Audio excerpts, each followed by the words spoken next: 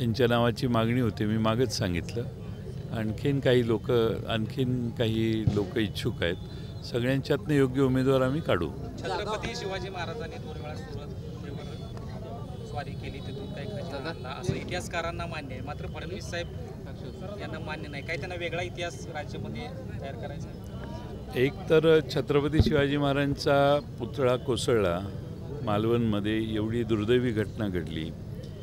त्या बाबतीत त्यांचं कुठं भाष्य मी ऐकलेलं नाही किंवा त्यांनी माफीचा सुरी लावलेला मी कुठं ऐकलेला नाही. दुसरं म्हणजे सुरत महाराजांनी लुटली नाही असं ते सांगतायत.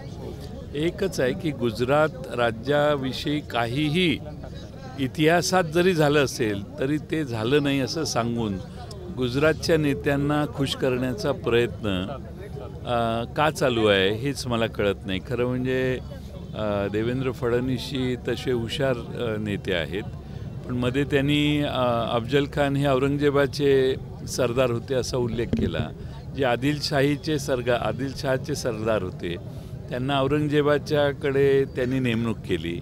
त्यामुळे इतिहास कदाचित माहीत नसावा किंवा गुजरातला सांभाळणे आणि गुजरात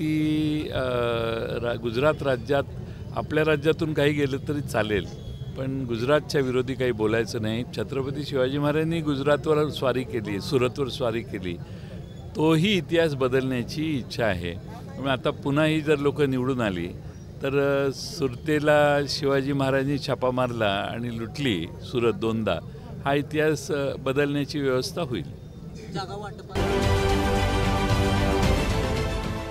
देश विदेशातील प्रत्येक घडामोडींचे लाईव्ह अपडेट मिळवण्यासाठी आता साम टीव्हीच्या सर्व सोशल मीडिया प्लॅटफॉर्मला लाईक, फॉलो आणि सबस्क्राईब करा.